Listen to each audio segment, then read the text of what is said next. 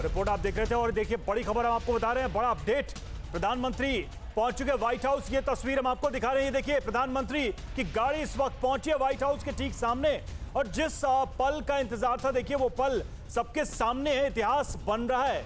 और एक लंबे समय के बाद, कोविड के महाप्रकोप के बाद प्रधानमंत्री की यात्रा और उसकी ये खास तस्वीरें, बहुत ही अहम तस्वीरें इस वक्त हम आपको दिखा रहे हैं। वॉशिंगटन डीसी से ये तस्वीरें आप देख रहे हैं। तो व्हाइट हाउस में प्रधानमंत्री नरेंद्र मोदी, वहां पर उनकी गाड़ी पहुंच चुकी है। ये जो गाड़ी आप देख रहे हैं, और थोड़ी देर के अंदर ही व्हाइट हाउस में प्रवेश करेंगे। जो बाइडेन से मुलाकात होगी। ये देखिए, ये जो देखिए प्रधानमंत्री अंदर जाते हुए अंदर प्रवेश कर चुके हैं। तो व्हाइट हाउस के अंदर प्रवेश कर चुके हैं प्रधानमंत्री नरेंद्र मोदी।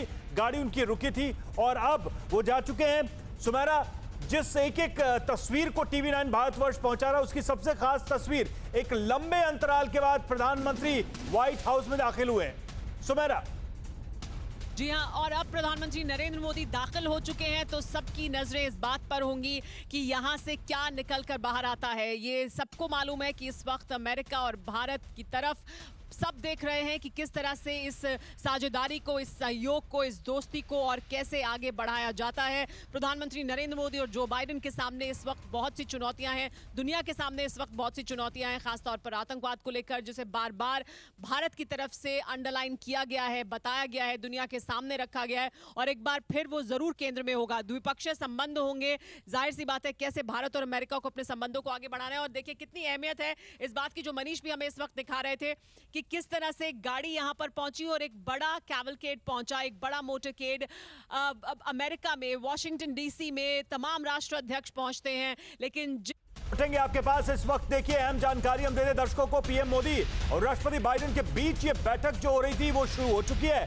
बैठक जिसका जिक्र कर रहे थे, वो बैठक शुरू हो गई है। महत्वपूर्ण बैठक, पूरी दुनिया की नजरें हैं इस बैठक पर, क्योंकि बहुत सारे ऐसे विषय हैं और इस बीच जो बदलाव हुए हैं उन सबको लेकर यहां बातचीत होनी है। पहली बार बाइडेन के साथ सीधे आमने सामने प्रधानमंत्री नरेंद्र मोदी बैठ रहे हैं और ये बैठक चल रही है, मीटिंग हो रही है।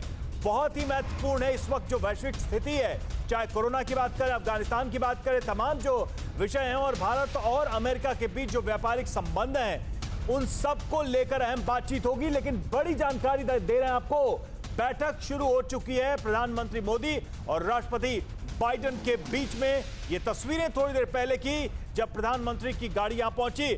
सुमेरा, बैठक शुरू हो गई है निश्चित तौर पर। अब ये जो बैठक चलेगी, इसमें वो तमाम विषय जिसकी हम 2-3 दिन से लगातार चर्चा कर रहे हैं, इसके बाद वो विषय टेबल पर आएंगे। सुमेरा।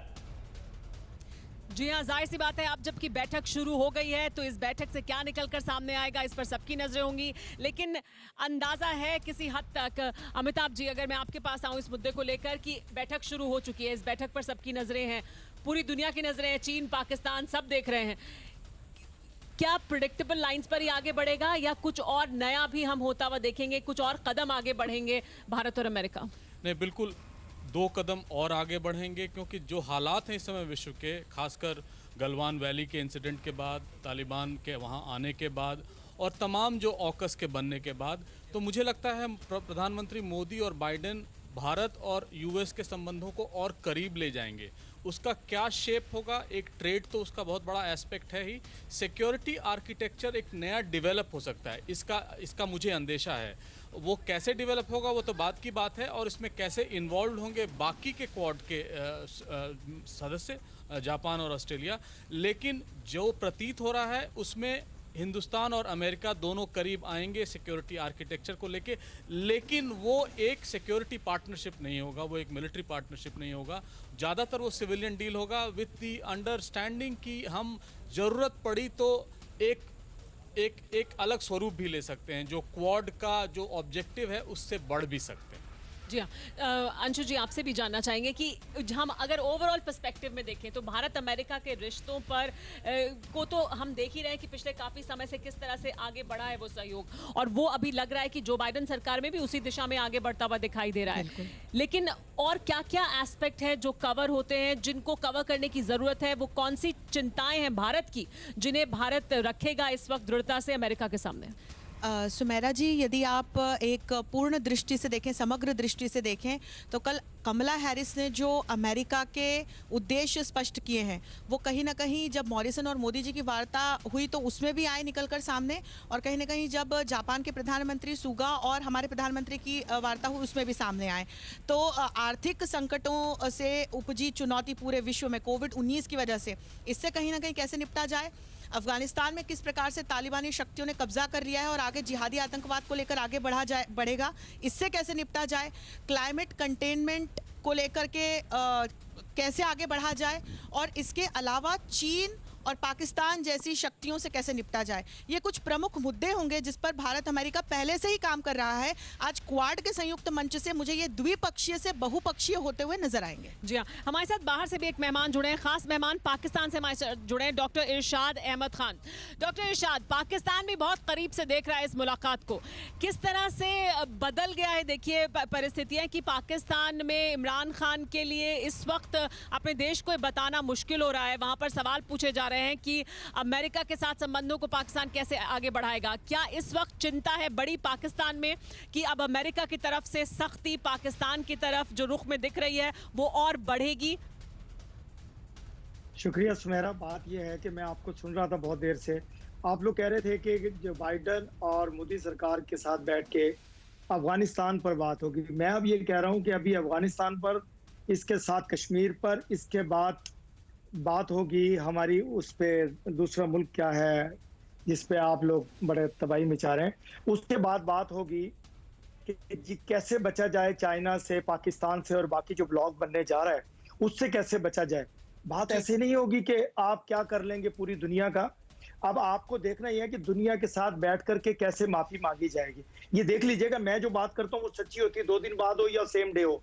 तो अभी बात जो हो रही है वो हो रही है कि भाई हम बचें कैसे लोगों से, पूरा जो ब्लॉक बनने जा रहा है उनसे, तालिबान से। मैं बात कर रहा हूँ, जो आपने सवाल किया मैं उस पर जवाब कर रहा हूँ, मैं आपको समझा रहा हूँ, आप समझ गई हैं मेरी बात सुमेरा जी। बात यह है कि अभी बचने की बात हो रही है, अभी जो आपके मुझे जरूर समझाएं सर, आप मुझे जरूर समझाएं, लेकिन मेरा एक और इंटरजेक्शन सुन लें। आप मुझे समझाएं, कमला हैरिस ने जो कहा उसे कैसे देखता है पाकिस्तान, उसके लिए क्या एक्सप्लेनेशन है जब वो ये कहती हैं कि पाकिस्तान को अपनी धरती से आतंकवाद जो बढ़ा रहा है उसे कम करना चाहिए, खत्म करना चाहिए, इसे कैसे देखते हैं? देखिए सुमेरा जी, अमेरिका आपको जी मैं ऐसे देखता हूँ कि हमारा मुल्क हमेशा दहशतगर्दी के खिलाफ चला है, और आपने देखा होगा जब से तालिबान ने अपना मुल्क संभाल लिया आप लोगों से, उसके बाद से पाकिस्तान में जो घुसपैठिए जो भी दहशतगर्द थे उनको मारा जा रहा है मुसलसल, और इंशाअल्लाह हमारा मुल्क पाक हो जाएगा इन दहशतगर्दों से, इन गंदे जहनों से जो कि लोग दहशतगर्दी फैलाते हैं पूरी दुनिया में, जो इंसानियत की तजलील करते हैं।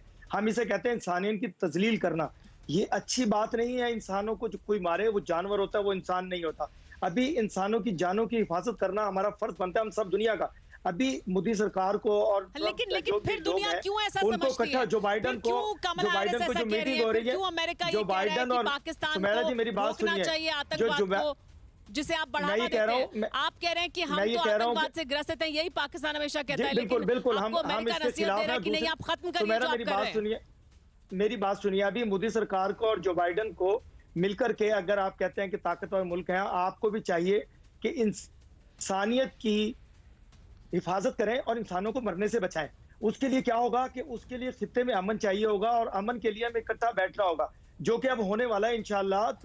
जो बाइडन भी आज मोदी सरकार को समझाएंगे, भाई टेबल पर बैठ जाओ, अमन की बात करो, प्यार की बात करो। ये देखिएगा जो बाइडन उनको समझाएंगे, मोदी सरकार को समझाएंगे, क्योंकि सुमेरा मैं आपसे बात कर रहा हूँ कि बात यह है कि जो बाइडन भी मोदी साहब को समझाएंगे, जो कि अब ये इस वक्त वाशिंगटन डीसी में जो आपके सिख भाई खड़े हुए हैं और जिन्होंने मुकदमा भी किया है मोदी पर कत्ल का, आप उसको भी देखिए, आप उसको देखिए कि वो किस नजर से देखते हैं लोग, और उसको भी देखिए जो हिंदुस्तान में चर्चा हो रहा है कि मोदी सरकार की $3 अरब की मंशियात पकड़ी गई।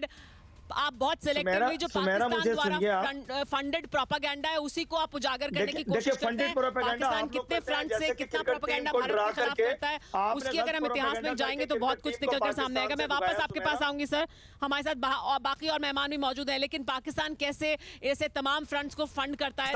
परवाह देश की, सोमवार से शुक्रवार रात 10 बजे TV9 भारतवर्ष पर।